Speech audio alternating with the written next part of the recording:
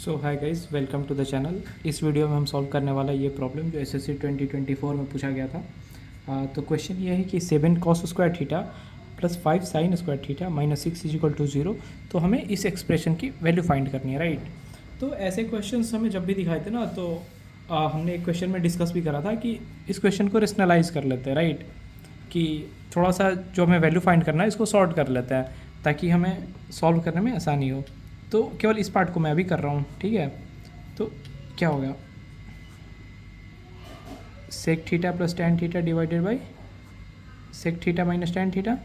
आपको याद होगा तो मैंने क्या बताया था कि जो भी ये डिनोमिनेटर में है उसका बस आपको बीच वाले का साइन चेंज कर दो और ऊपर नीचे मल्टीप्लाई कर दो, यानी sec theta minus tan, sec theta minus का प्लस हो जाएगा divided by sec theta plus tan theta, right. इसका वैल्यू क्या होगा, ये हो गया under root sec theta plus tan theta का होल स्क्वायर, राइट। ये क्या हो गया, ये आप देख रहे हो A square minus B square है, राइट। तो sec square theta minus tan square theta, ठीक। अब आपको एक चीज़ पता होगा कि 1 प्लस टेन स्क्वायर थीटा क्या होता है, सेक square theta, right.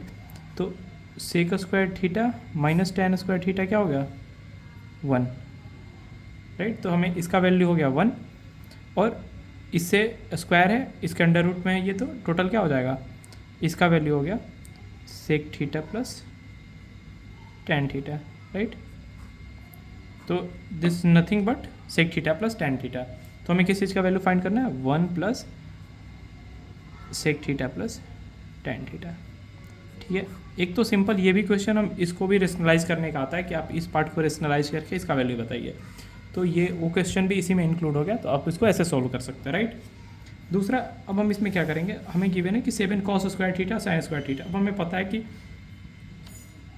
Cos square theta plus sine square theta is equal to 1, तो हम वही कुछ इसमें लगाना चाहेंगे, राइट। तो हमें ये दिख रहा है कि अच्छा इसमें यहाँ पे 7 है, ये 5 है, तो 7 कॉस स्क्वायर थीटा को क्या लिख सकता है, 2 cos square theta plus 5 cos square theta, right.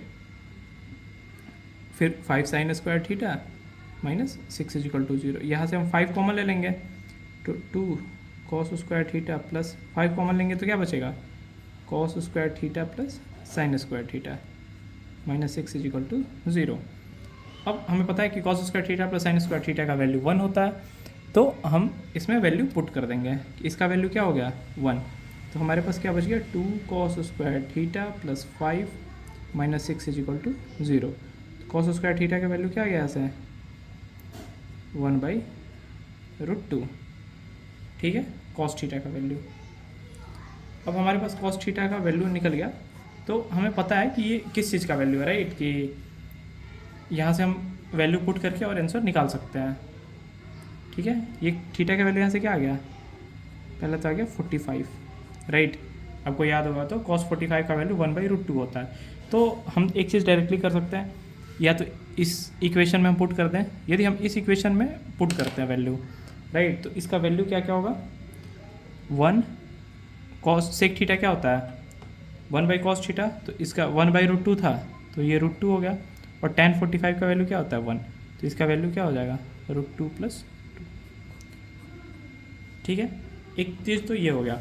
दूसरा, यदि हमें यहीं से यदि हम ये अप्रोच को पहले यहाँ पे कन्वर्ट कर लेते हैं और हमें पता चल जाता है थीटा का वैल्यू 45 है, तो ये रेशनलाइजेशन का कोई ज़रूरत नहीं पड़ेगा। हम डायरेक्ट ये वैल्यू इसी इक्वेशन में पुट कर देंगे और हमें आंसर मिल जाएगा, राइट। तो हम एक बार इसमें पुट करके देखते हैं।